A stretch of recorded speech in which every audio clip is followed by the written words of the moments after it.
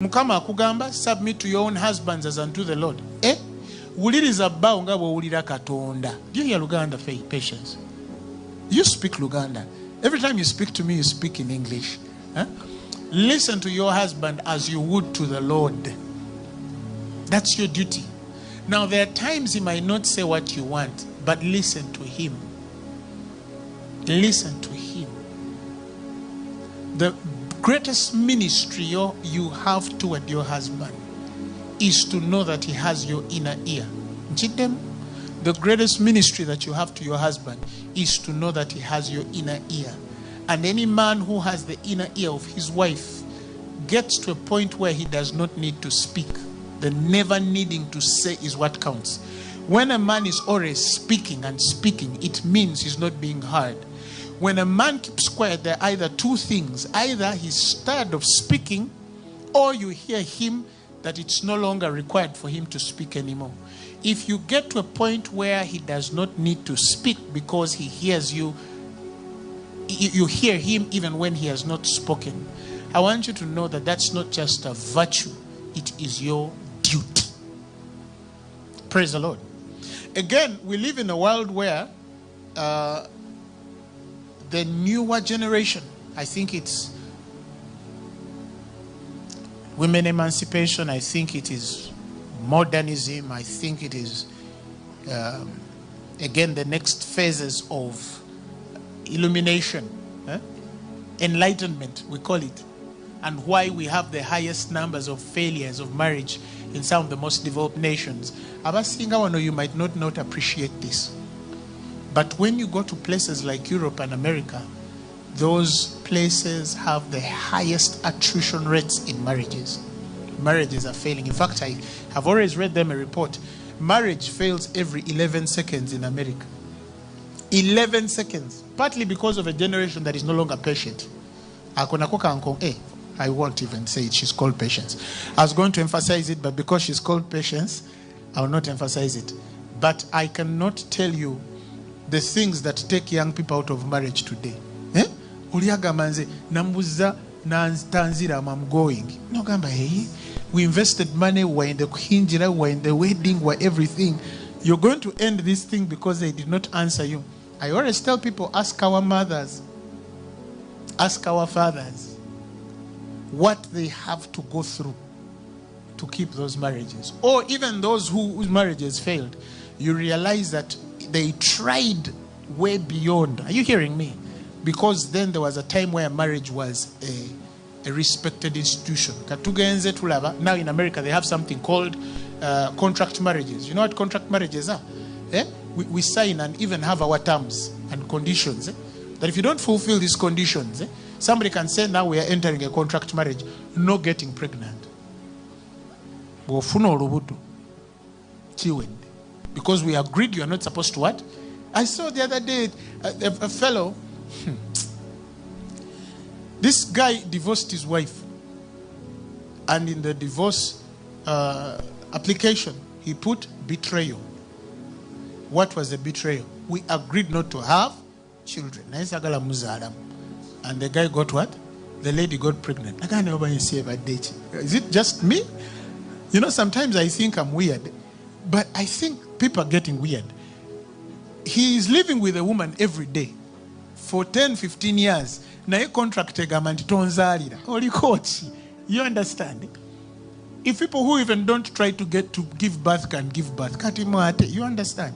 So we are at a generation, we're at a place, at a crossroad of conversations where we now even have to go back and define what marriage is. Because today people don't have. In America they have something called swingers. Has anybody ever heard of swingers? Swingers, they share wives and husbands. Yes, it's as bad. Now they say like these are 6 families and they are allowed to share each other's, God forbid, yes, each other's wife and husband.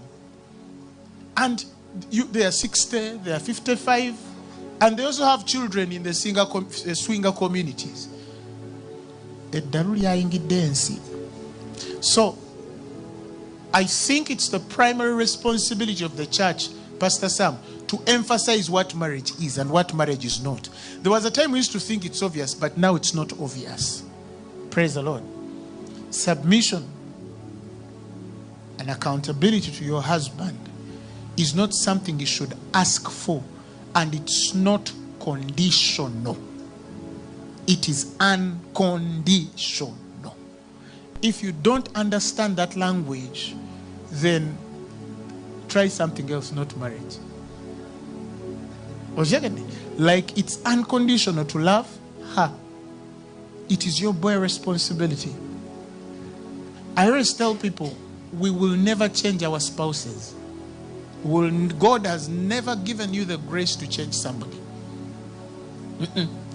He has given you the grace to be the best version of yourself and fulfill your duty. It's the best you can do. And let God now deal with that person because you're fulfilling your agenda. Take, for instance, submission.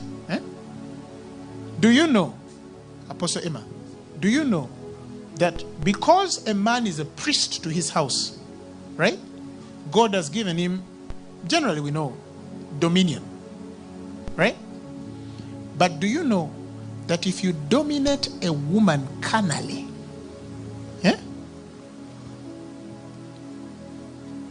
what should be leadership becomes oppression?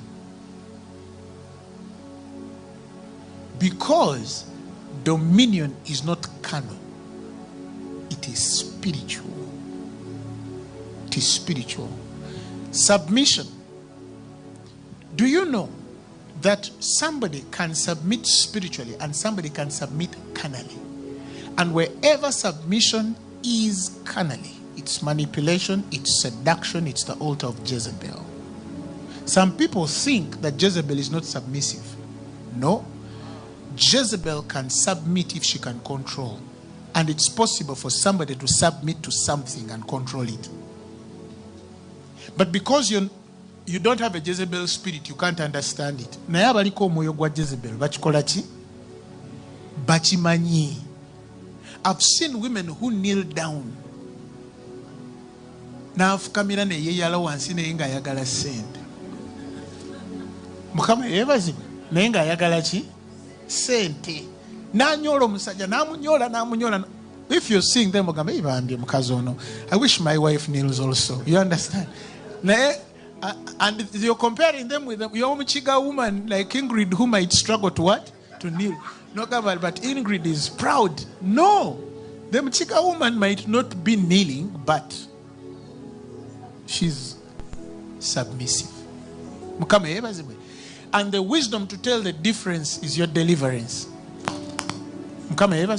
So not all duties as they are spelled in language and interpretation really are seen and deduced to the order of the expectation of heaven, albeit that in the outward temperament, the person who is observing those things sees like they're one and the same. It goes back to the integrity of your heart.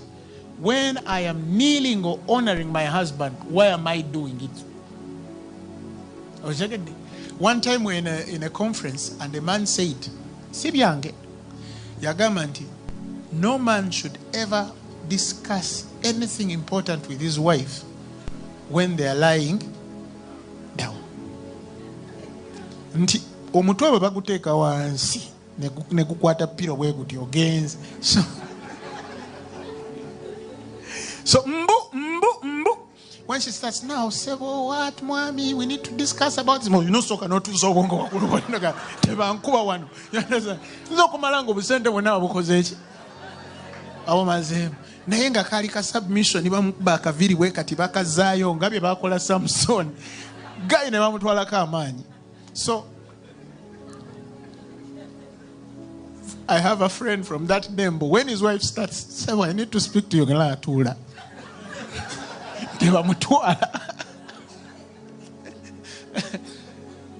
That's for you.